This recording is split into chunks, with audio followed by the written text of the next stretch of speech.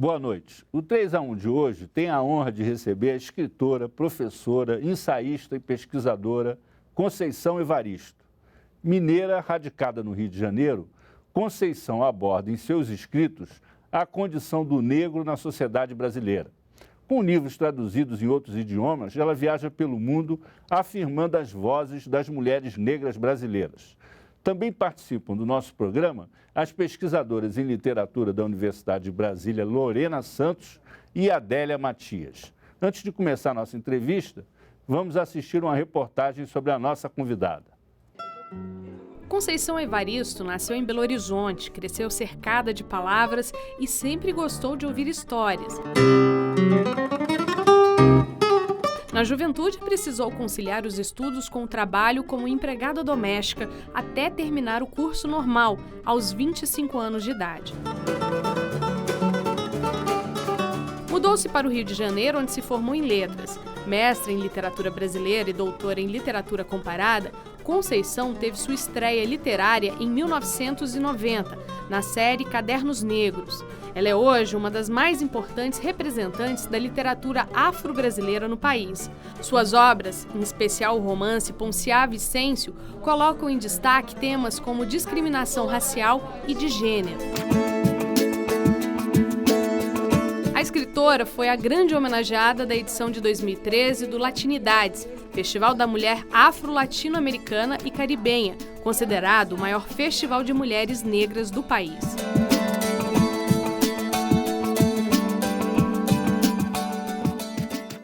Conceição, eu vou começar a nossa entrevista abordando um aspecto que eu acho que é interessante, assim, do ponto de vista da própria literatura, né? Há uma consciência, principalmente entre os intelectuais dos países africanos de língua portuguesa, que são ex-colônias de Portugal, que a língua portuguesa foi muito importante, não só para manter a unidade, vamos dizer assim, nacional desses países, por causa da origem tribal da maioria de seus habitantes, originários da África, né, porque alguns são originários de Portugal, mas também para poder traduzir de uma forma, vamos dizer assim, universal, a cultura e a condição dos negros africanos desses países. Isso gerou uma literatura muito robusta, tanto em Moçambique como em Angola. A pergunta que eu lhe faço é o seguinte: até que ponto a tua literatura ela está focada em traduzir essa condição dos afrodescendentes do Brasil e construir pontes, principalmente com os países de colonização portuguesa, né, que foram colonizados pelos portugueses? Olha, eu acho que na medida que a minha literatura ela traz justamente a condição do negro brasileiro e, notadamente, a condição da mulher negra brasileira e de certa forma, também podemos perceber pontos convergentes com literaturas africanas de língua portuguesa, que é o que conhecemos um pouco. Eu acho assim que na medida que essas literaturas, tantas literaturas africanas, quer dizer, literaturas africanas, elas trazem muito a condição dos países africanos enquanto povos que foram colonizados, né? E a nossa literatura, a minha e de outros escritores afro-brasileiros, traz também a nossa condição enquanto povos herdeiros que passamos por todo um processo de escravização. Então, eu acho assim que esse destino, esse compartilhamento histórico que os africanos sofreram enquanto povos colonizados, escravizados no próprio solo, a nossa literatura traz também uma outra faceta desse destino também compartilhado enquanto povos da diáspora que fomos, enquanto povos que foram escravizados no Brasil. Então, eu acho que a nossa literatura resume resume, ela traz justamente isso, né? Essa condição de povos massacrados mesmo, que, de certa forma, é isso que os povos africanos vivem também ou viveram também de uma outra forma. Para complementar essa pergunta, de onde veio, assim, essa inspiração? Quando é que você resolveu? Disse, não, eu vou escrever. Comecei a escrever desde pequena, né? Eu posso dizer que eu sempre escrevi. A literatura, ela surge para mim também muito ligada à questão profissional. Quando eu escolho ser professora, né, a minha formação a profissional é como professora. Então, quando eu escolho ser professora também, eu acho que dentro disso também já tinha essa escolha pelo estudo, pela literatura, e já havia essa sedução. Agora, é uma sedução que eu gosto de afirmar. Ela começa também através de uma literatura oral, né? Eu acho assim, essas histórias também, a minha família, né, como uma boa família mineira, é muito contadora de casos. Então, assim, toda essa preparação que eu tive dentro de casa, aquelas histórias todas, isso também me despertou para esse desejo, tanto da leitura como o desejo da escrita. Agora, eu também... Esse Becos de Memórias é bem isso, né? Esse livro.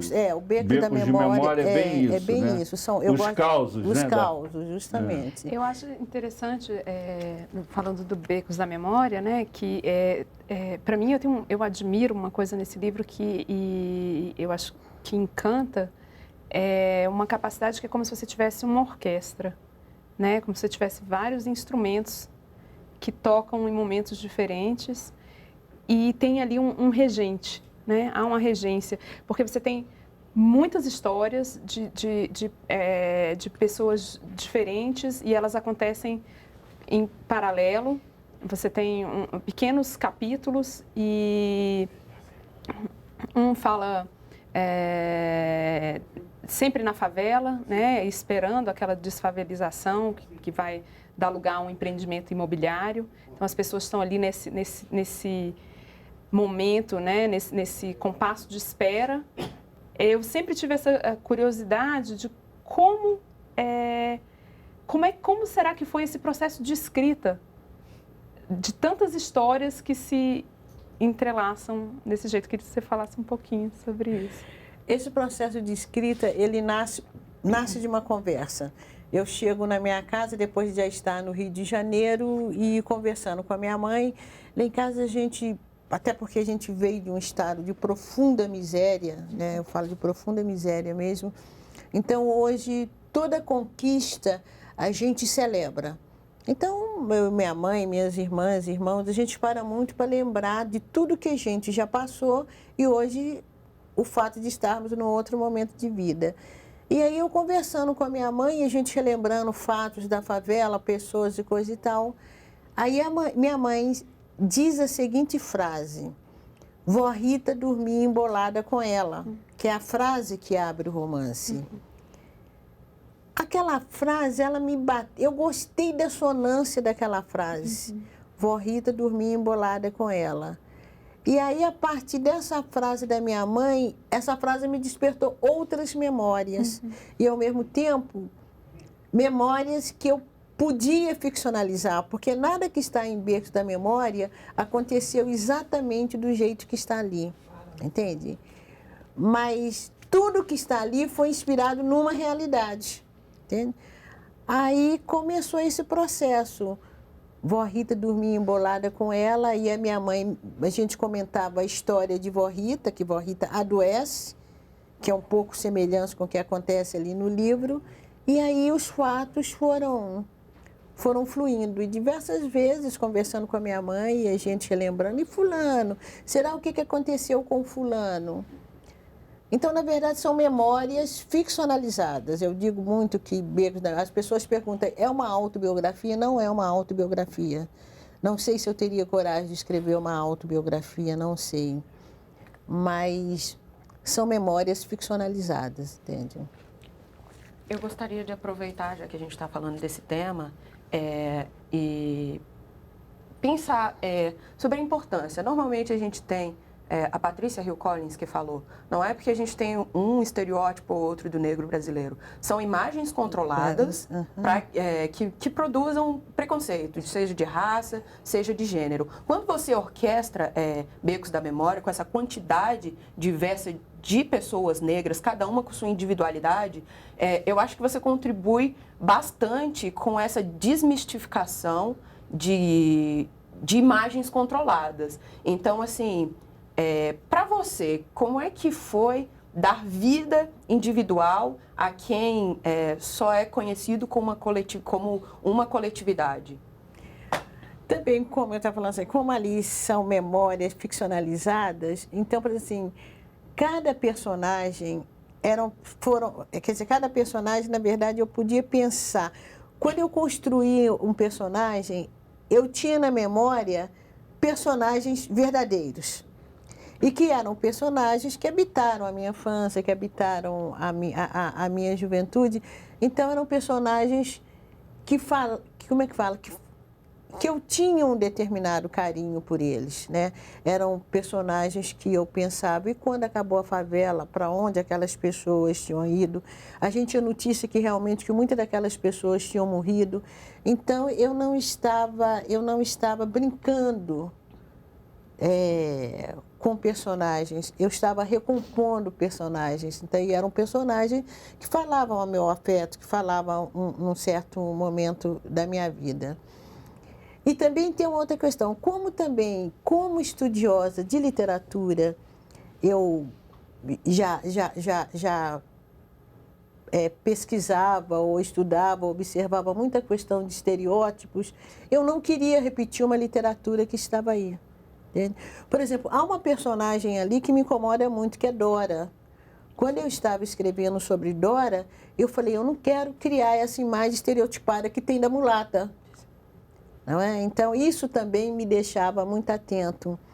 A empregada que pega as joias da patroa, eu não estou falando que a empregada rouba, não é isso que eu quero fazer. Inclusive, a Ditinha, quando ela volta da cadeia, não sei se vocês estão lembradas, o momento que ela é carregada e a narrativa diz, carregavam Ditinha como carregassem um santo no andor. Quer dizer, quando você lê o livro, você entende perfeitamente por que a Ditinha pegou as joias da patroa. Aquilo não foi um movimento de roubo, né? Porque foi, inclusive, uma coisa muito dolorosa para ela, né? O momento que ela coloca o broche dentro dos seios, o broche, em vez de enfeitar os seios dela, machuca os seios, né? Então, essa visão crítica que eu tenho também dos estereótipos, essas maneiras como os nossos personagens são criados, né? Aquilo que me representa, então isso também me ajuda muito na construção desses personagens. Né? Você vê a Belisa, que é a prostituta de Ponciá Vicêncio, ela não é uma prostituta, é uma outra história que se constrói para Belisa. Então, sempre que eu estou criando um personagem, aí eu acho que a gente pode até pensar muito no termo que eu falo de escrevivência, né? Eu estou partindo de um personagem concreto, pessoas que eu convivo de perto, né? Que pode ser minha irmã. Quer dizer, quando eu construo uma doméstica, eu estou me autoconstruindo. Estou construindo minha mãe, minha tia. Enquanto, por exemplo, uma outra autora escreve sobre a empregada, da porta do quarto da empregada, olhando para dentro do quarto da empregada e criando uma personagem, nós estamos dentro do quarto da empregada nos recriando. Então, eu acho que é nesse sentido aí que o ponto de vista é diferente. E aí ele cria um outro texto. Né? Eu acho que é aí que a gente poderia pensar também nesse ponto de vista da literatura afro-brasileira. Conceição, e para publicar um livro, como é que foi a batalha do primeiro livro? Bom, a batalha do primeiro livro, que foi, aliás, o primeiro livro escrito seria Becos da Memória, e que acabou não sendo publicado na época. Becos da Memória ficou 20 anos guardado. Eu só publiquei Becos da Memória depois que eu publiquei Ponciá Vicêncio. E até então eu publicava num grupo de escritores afro-brasileiros de São Paulo, Quilomboje. E aí, uma das professoras que já estudava com o meu texto Um dia ela chegou na minha casa, Maria José Somelarte, que está lá nos Estados Unidos, chegou na minha casa e falou: Conceição, você precisa agora publicar alguma coisa individual. E eu já tinha Beco da Memória e Ponciano Vicêncio pronto. Aí eu falei: tá, então eu vou tentar. Bom, aí foi aquela procura de editor e coisa e tal. Quando eu não conseguia, eu fiz um empréstimo, banquei a publicação do livro, fiquei 1 ano no vermelho, porque o retorno financeiro de livro é muito pouco, né? Até porque você publica por editoras pequenas, você não tem uma mídia atrás de você, porque isso tudo ajuda a vender o livro. Então, Beco da Memória, Ponciano Vicêncio, eu paguei essa publicação, uma editora pequena também de Belo Horizonte, uma editora também especializada em temática negra, que é a Masa Edições. Aí, como Ponciano Vicêncio deu certo, a Masa já publicou Becos da Memória sem a própria editora bancou. Poemas da Recordação, que é um livro de poemas, eu também banquei a publicação desse livro. Em Submissas Lágrimas de Mulheres, que é o último livro, eu banquei 60%. Agora, pela primeira vez, a editora Palas, do Rio de Janeiro, me convidou. Eu estou reunindo contos de cadernos negros, mais um inédito, mas é a primeira vez que vai sair uma publicação em que eu não tenha a pagar, que eu não tenha de pagar. E isso não é só uma questão minha. Vários autores afro-brasileiros, são poucos que publicam por grandes editoras, que são convidados para publicar. A maioria banca o processo de publicação. Bom, nós vamos fazer um breve intervalo, voltamos já já com essa entrevista com a escritora Conceição Evaristo, nossa convidada de hoje. Até já.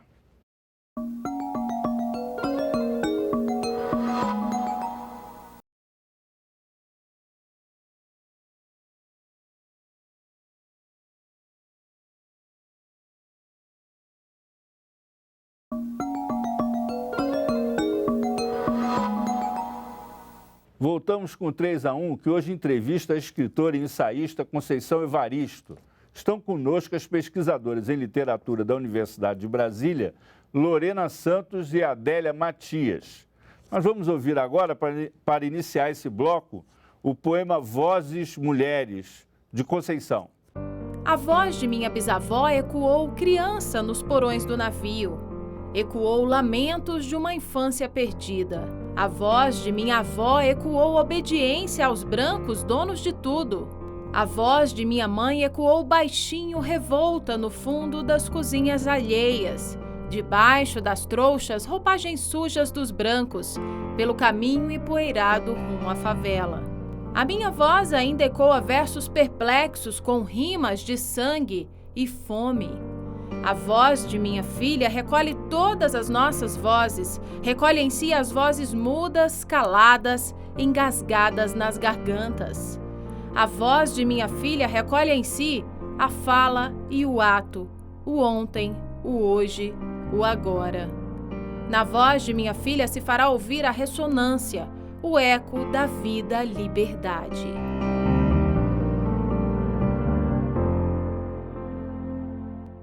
Conceição, há um debate hoje, uma abordagem mais antropológica, digamos, com relação à relação entre a identidade étnica e a sociedade contemporânea, né? A globalização, de certa maneira, ela está fazendo com que as pessoas busquem a sua individualidade, a sua identidade na sua própria origem étnica, em muitos lugares, principalmente nos países onde você tem uma composição social multicultural e multiétnica, para não usar a expressão mais comum que seria multirracial, né? Mais recentemente, isso passou a ser um fenômeno também entre os negros brasileiros, de buscar uma integração resgatando a sua identidade étnica. Você se considera porta-voz desse esforço de tradução da identidade étnica dos brasileiros afrodescendentes? Olha, eu não sei se eu poderia dizer que eu seria porta-voz. Eu acho que eu seria uma das pessoas, né, dentro do espaço da literatura, dentro do espaço do magistério e da educação, eu seria uma das pessoas que busca, né, essa tradução, né, que você está falando. E acho que para nós negros, primeiro eu fico pensando assim, quer dizer, quando uma identidade ela tem que ser afirmada,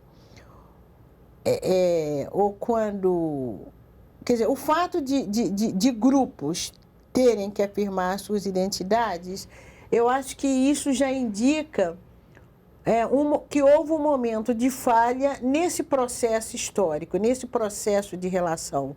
Porque eu acho que se as relações históricas tivessem sido tranquilas, não haveria hoje grupos que precisam de afirmar as suas identidades. Se você busca afirmar a sua identidade, é que por A ou por B, essas identidades, nesse processo de relação, essa identidade, no momento ou outro, ela foi subjugada. Então, nós podemos pensar nos processos de colonização de África, como podemos pensar no processo histórico aqui do Brasil, o que aconteceu com... Só um parênteses, esse poema seu é muito isso, né? Da afirmação, né, da sua identidade. Isso, e vai não crescendo, né?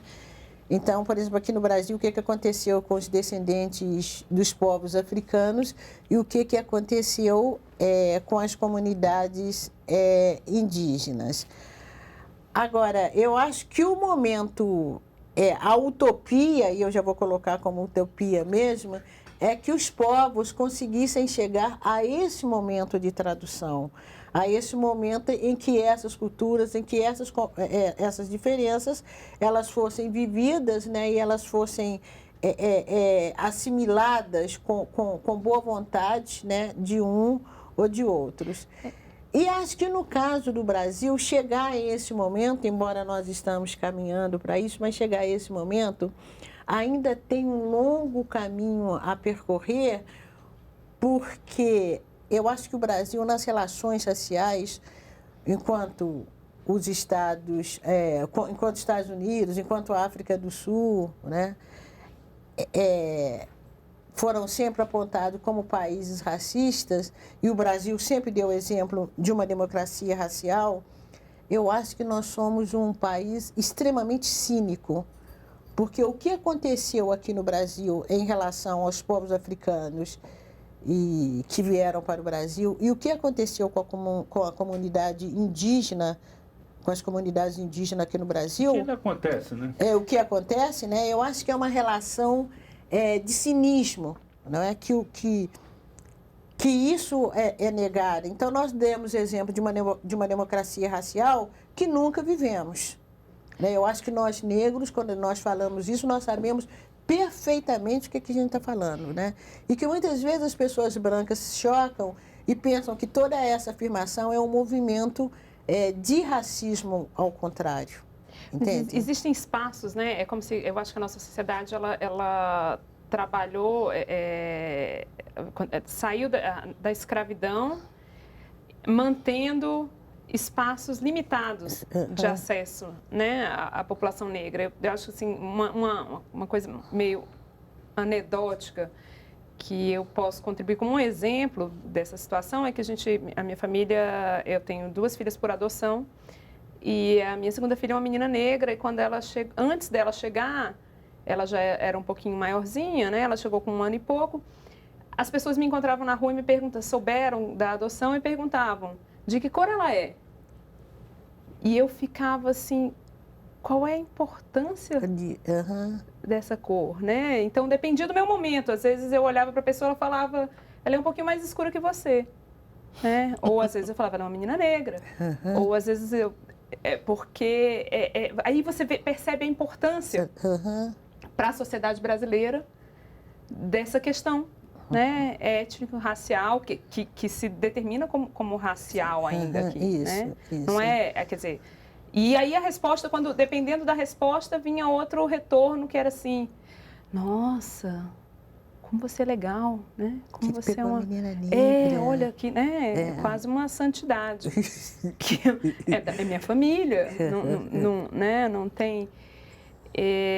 Então eu acho que na nossa sociedade as coisas aparecem nesses momentos, né? Quando você não, enquanto numa sociedade como os Estados Unidos, em que as coisas são literalmente definidas, né? Preto no branco, né? Isso. Então houve espaços para se determinar regras, né? Regras de respeito, de convivência que têm que ser seguidas, e ali você tem os direitos um pouco mais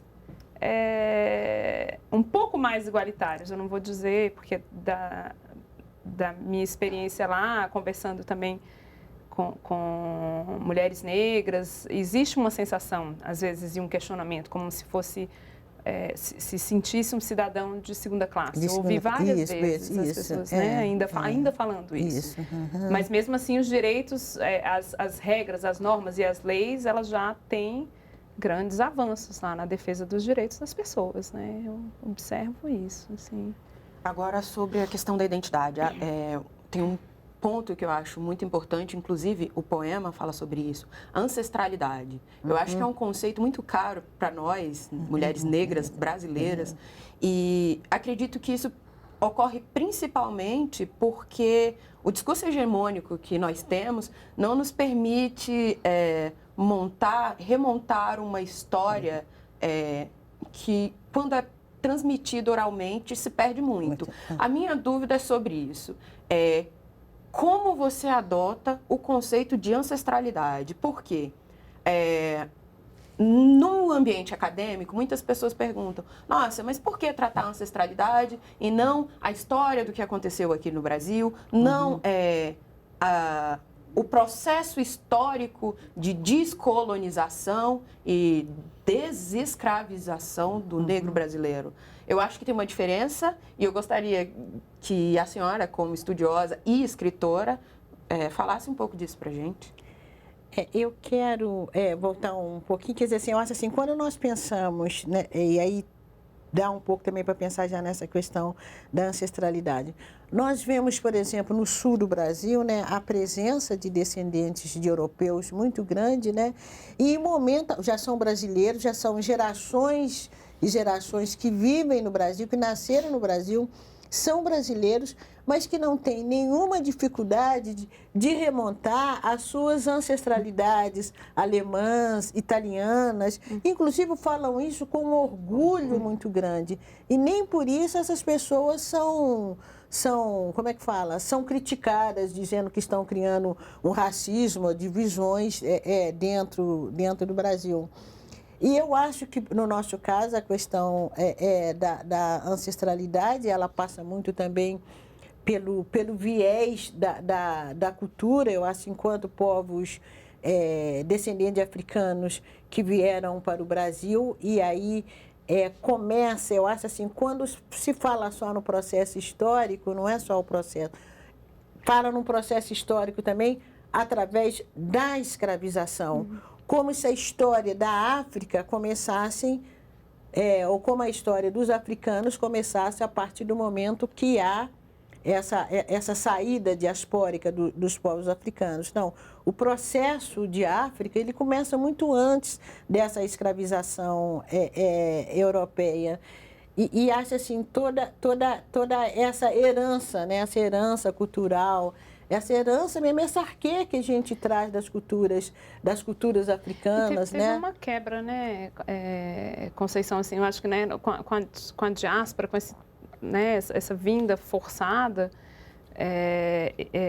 eu observo na sua obra e em algumas outras escritoras da diáspora, mesmo que escrevem em inglês, como eu estava conversando com você, a Edwidge Danticat, do Haiti, tem sempre, e a Jamaica Kincaid, né, da Antigua, ela tem, você vê as personagens lidando com questões como o próprio nome, né? Uma rejeição, às vezes, ao próprio nome. E isso é porque o nome não é o nome dos seus ancestrais, né? É um nome imposto. Isso. É como se você tem que crescer e você tem que, as meninas nesses romances, você tem que elas têm que viver, se desenvolver, se identificar com um nome que é um nome que não é o delas, né? da opressão. É o nome do senhor de escravos e aquele nome imposto. Eu acho que essa busca também da ancestralidade é um pouco um resgate do que é seu, né? Do que é verdadeiramente, o que foi verdadeiramente seu. O que é de sua pertença, eu não gosto desse termo original, porque o original pode levar uma ideia de purismo, né? E essencialismo. De essencialismo, né? Mas o que é de sua pertença, né? O que foi da sua pertença há séculos e séculos atrás e que em dados momentos, quer dizer, isso, mesmo que seja no nível, sei lá, do inconsciente ou do consciente, isso aflora. E aflora como uma questão não resolvida. É um trauma, né? É um trauma, né? E aí eu me lembro muito do Glissant, né? Que quando ele diz assim, porque os povos... quer dizer, quando o imigrante, né? Vamos pensar no imigrante. O imigrante, quando ele sai, né? Ele tem tempo de pegar alguma coisa, ou um retrato da avó, ou um objeto de família... Mas o imigrante, ele tem uma coisa, normalmente ele tem uma coisa concreta para relembrar. Os povos africanos, quando eles saem de África, eles não trazem nada. O único bem que eles trazem é a memória, né? E é justamente essa memória, que é nessa memória que você encontra uma ancestralidade, mesmo que diluída. Vamos fazer um intervalo. Voltamos já já nessa conversa com a escritora Conceição Evaristo. Até logo.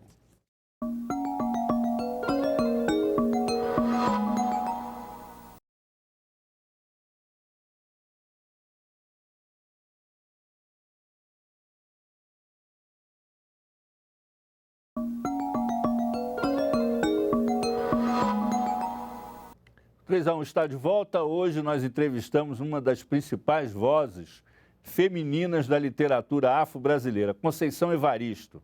Participam também do nosso programa as pesquisadoras em literatura da Universidade de Brasília, Lorena Santos e Adélia Matias.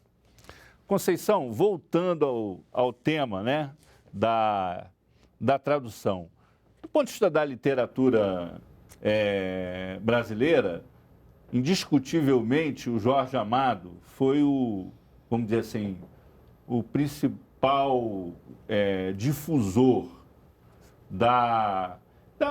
desse nosso caldeirão étnico e cultural pelo mundo inteiro, né? Na literatura, isso é indiscutível. Com a obra vasta, que apesar de muito criticada, ela narra o cotidiano e valoriza os costumes da população negra, né? Dos negros brasileiros, principalmente na Bahia, né?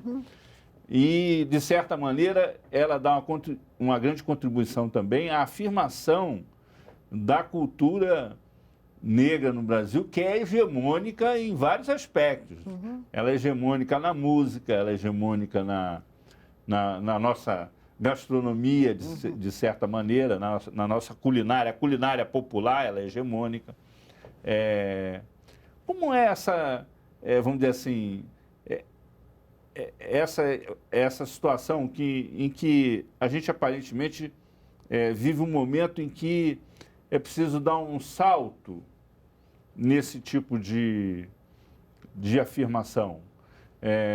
Para muitos, o Jorge Amado, ele opera na sua obra nos limites vamos dizer assim, quase que do consentido, embora ela tenha sido muito condenada, inclusive pela igreja, por causa vamos dizer assim, do seu apego à sexualidade e tudo mais. Como é que é? O que está posto para você em termos de um avanço em relação à afirmação étnica, cultural dos negros brasileiros? Bom, por exemplo, Jorge Amado. Jorge Amado foi um escritor que eu li a minha juventude todinha. Eu me lembro que houve uma época que eu li tudo de Jorge Amado. As últimas obras dele já não me interessavam tanto, mas eu fiquei seduzida, Cacau, Suor, Capitães de Areia, O País do Carnaval. E li muita coisa de Jorge Amado, muito mesmo. E eu acho que talvez, quando você fala, quando essa afirmação étnica do negro brasileiro, eu acho que, pensando em literatura...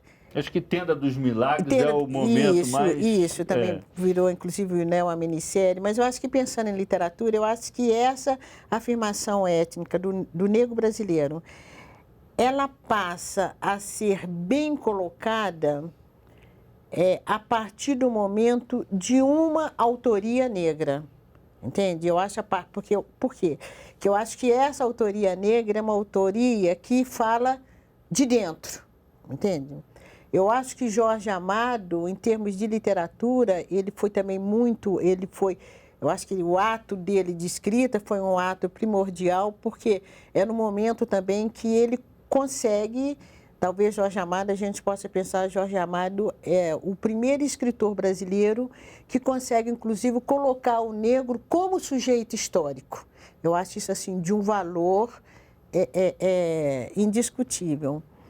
Mas há alguma coisa no Jorge Amado que eu acho que aí é uma questão de discussão muito grande. Eu acho que em literatura a gente pode pensar em Jorge Amado, assim como na sociologia a gente pensa no Freire. Há uma certa ilusão no texto de Jorge Amado, ele passa uma certa visão, e o Freire também, né? O Freire em Casagrande e Senzala. Isso, o Freire em Casagrande e Senzala.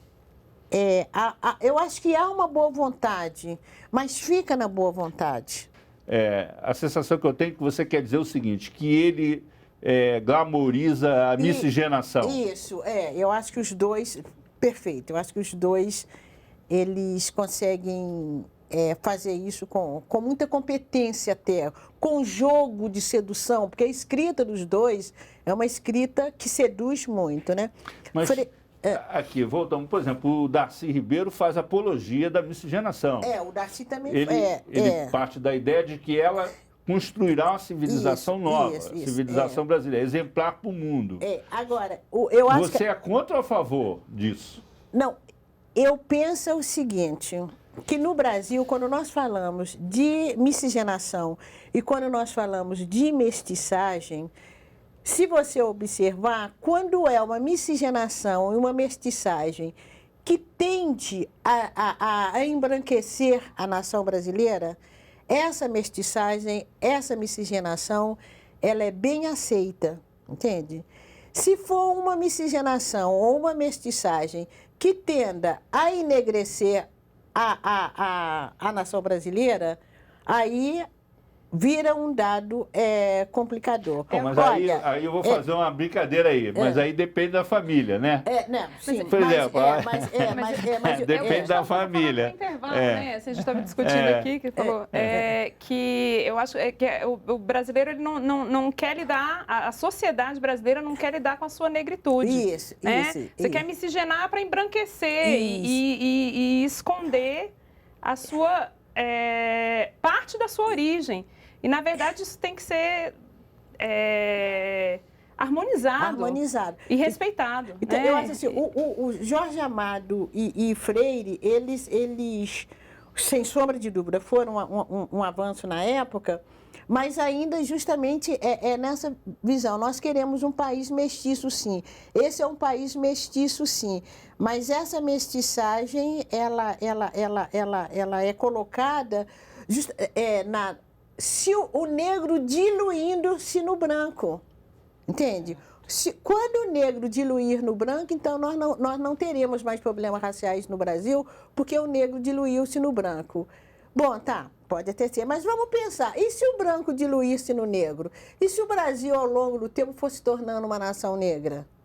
Entende? Então, se celebra uma mestiçagem brasileira, sim, mas se celebra uma mestiçagem na medida que o negro se dilui no branco. E eu acho que a grande obra literária também que exemplifica isso muito bem, e é um dado difícil de falar, porque o modernismo brasileiro é algo intocável, É Macunaíma. Quando o herói negro, quando o herói negro como a noite, né, preto retinto como a noite, ele toma banho e aparece do outro lado do rio, branquinho, dos olhos azuis.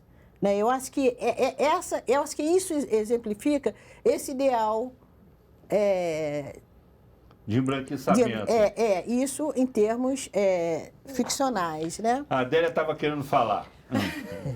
É porque, falando sobre Jorge Amado e grandes escritores que estão no cânone, me incomoda muito o uso que se pode fazer disso. Realmente, a linguagem é muito sedutora e faz a gente, inclusive, acreditar que a mestiçagem, que a cordialidade entre o branco e o negro brasileiro ela é efetiva quando, na verdade, a gente está lendo que tem uma brincadeirinha de cavalo e o montador, onde o cavalo sempre vai ser o negro. Então, isso, para mim, já é violento, mas a palavra é trabalhada com tamanha competência que a gente realmente acredita que isso é ser cordial. O branco jamais será o cavalo para o negro montar em cima. Na história de Casagrande Senzala, por exemplo, a gente tem isso. E o que eu acho grave, a gente pega um documentário como Raça, do Joelzito, e vê o problema da literatura resvalando em outras áreas da sociedade, que é o Demóstenes, em certo momento, em plenário, dizendo o seguinte... A gente sabe, dizem que as negras foram estupradas e subtraídas da África, mas aqui no Brasil a gente sabe que a coisa foi muito mais conscienciosa. A gente quem? Eu não sei. Então, o problema do uso indevido da literatura. Então, você utiliza um cânone que te dá uma base para ter coragem de chegar e falar assim, não, a miscigenação foi muito conscienciosa, não teve violência. Para legitimar uma violência. Exato. Usa para legitimação de uma violência. Não, a gente tem que registrar o seguinte, a miscigenação no Brasil foi uma política de Estado. Sim. O Dom Pedro II resolveu promover o embranquecimento da população. Isso também correspondia às necessidades de uma mão de obra mais, vamos dizer assim, qualificada para aqueles primórdios, né, da industrialização, da agricultura mais moderna, do trabalho assalariado, enfim. Mas foi uma política de Estado. Porque a população brasileira era uma população mestiça. Era formada por mulatos e caboclos e negros, predominantemente. Os brancos eram uma elite muito minoritária. Aliás, são até hoje, né? Os brancos daqui não são os brancos dos Estados Unidos, né? Os nossos brancos não são os brancos europeus. Não são, vamos dizer assim, tão puro sangue assim. Aliás, o Jorge Amado, Antena dos Milagres, mostra isso, né? Mas, voltando para o assunto que deu início a essa conversa no bloco, que é a questão vamos dizer assim, dos ecos do passado, né, que a gente vê tão bem ali no poema, eu vou colocar em debate uma outra questão, que é a seguinte, tudo bem, é preciso resgatar a história, resgatar o passado e debater a condição do negro no Brasil. Mas por que não se falar também da condição do negro na África? Nós realmente temos que, nós afrodescendentes, olhar para a África e para a condição da África. Mas eu acho que a gente tem que ter um cuidado quando a gente fala assim, e por que não estamos olhando para os negros africanos? Eu acho que isso faz com que coloquemos mais uma vez o nosso olhar para fora do Brasil e deixemos de resolver os nossos problemas aqui.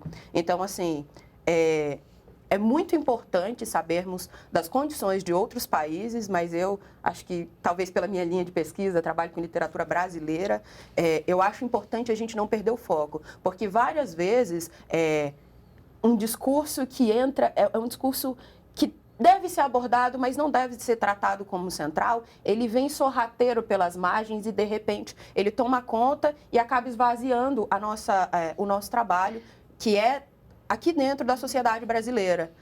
Eu acho que um problema grave é esse, olharmos mais uma vez para a África e deixarmos o Brasil continuar do modo como está.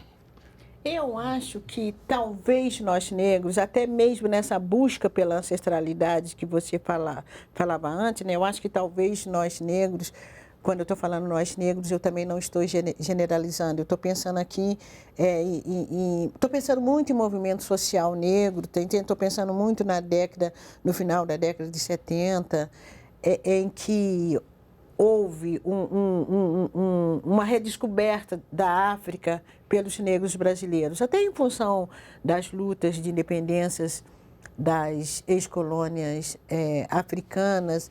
Então, eu acho que houve, inclusive, um momento em que retomávamos nomes africanos. Minha filha se chama Ainá, eu busquei um nome africano para ela. Então, eu acho que talvez nós negros, até nessa própria busca pela ancestralidade, nós conseguimos pensar em África, víamos que aquela visão de aquela África mítica, não existia mais aquela África mítica. A África que nós estávamos vendo é aquela África em conflito, pelas guerras de libertação. Mas eu acho que o Estado brasileiro, né, com raríssimas exceções, eu me lembro que nos anos 70, o movimento negro brasileiro, junto com Romão, a esposa de Romão na época, que era a Vicky, nós fazíamos um abaixo-assinado pedindo ao Estado brasileiro que cortasse as relações com a África do Sul, naquele momento de prisão de Mandela, né? O Estado brasileiro não ia nem pensar em abaixo-assinados de alguns negros brasileiros, não era isso, né? Mas os Estados Unidos romperam a relação. Isso. Então, eu acho assim... Graças à doutrina Sullivan, que foi a lei que proibia as empresas americanas de adotar o apartheid na composição E você imagina... E obrigava a ter um negro na diretoria. E você imagina os Estados Unidos, um país que foi sempre visto e reconhecido como um país racista, né? E aqui no Brasil as coisas se passaram, né? Esse abaixo-assinado não levou a nada. Então, talvez o Estado brasileiro ele pudesse hoje incrementar relações mais profundas com os estados africanos. Mas também isso que você fala, eu acho que a gente corre o risco. Por exemplo, eu conheço professores que trabalham com literaturas africanas e que não conhecem nenhum texto de literatura produzida por negros brasileiros. Uhum. Eu acho que o nosso foco realmente ele não pode ser nas questões africanas, mas ele tem que ser também nas questões africanas. Eu acho que você pode estabelecer pontes, né? E eu acho que tem espaço para as duas coisas. Agora, né? para encerrar, porque o nosso tempo está acabando aqui, sem provocação. Agora acabou a fase de provocação. E a condição da mulher, a condição feminina da mulher negra? Porque é como se fosse assim, quase que uma dupla opressão, né? Pois eu acho que aí também é um outro dado, e aí eu vou ter que falar rapidamente. Por exemplo, assim, eu acho que, sem sombra de dúvida, eu acho que nós, mulheres negras, hoje a gente pode pensar que algumas mulheres hoje estão num outro patamar. Eu acho que não dá mais a gente fazer da nossa vida passada um muro de lamentações. Agora, sem sombra de dúvida, por exemplo, alguns avanços que a sociedade brasileira hoje, e acho que hoje um grande avanço da sociedade brasileira em relação à mulher é o fato de termos uma mulher presidenta. Eu acho que isso já mostra que as coisas hoje, né, as pessoas têm uma outra visão. Mas o fato também de termos uma mulher presidenta não significa que todos os processos de emancipação dessas mulheres, ou emancipação da mulher brasileira, não significa que nós, mulheres negras, gozamos de todos esses processos, né? A maioria das mulheres negras ainda continua numa condição subalternizada, né? Elas continuam subalternizado em todos os sentidos mesmo. São as que ganham menos, são as que têm menos oportunidades de estudos, embora também haja uma tendência de mudança. Você vê hoje nos cursos universitários, em determinados cursos, você vê uma presença muito grande de mulheres negras, mas as mulheres negras ainda, a grande maioria está na pirâmide social, ela está ainda na base da pirâmide social brasileira, né? Isso não há como fazer vistas grossas em relação a isso. Eu acho que ainda quem sofre na área da saúde, na educação, moradia, saneamento básico, né? E o mais grave é o seguinte, porque desde o processo da escravidão, as mulheres negras sempre tiveram na linha de frente do trabalho. Sempre, né? Sempre. Eu acho que cada uma de nós, se remontarmos a nossa história familiar, você está entendendo? Desde avós, bisavós, foram sempre mulheres, né? Ou escravizadas, ou então na situação em funções subalternizadas e que sempre trabalharam. Bom, sempre trabalharam. Conceição, nós vamos ter que encerrar a nossa conversa. Assunto não faltaria para a gente continuar, mas o tempo acabou. Nós queremos agradecer a presença das nossas convidadas de hoje, a escritora Conceição Evaristo e as pesquisadoras em literatura da Universidade de Brasília, Lorena Santos e Adélia Matias, que nos deram a honra de participar desse 3-1. Convidamos todos para a próxima quarta-feira, aqui na TV Brasil, às 20 horas, com mais um 3-1. Até lá e boa noite.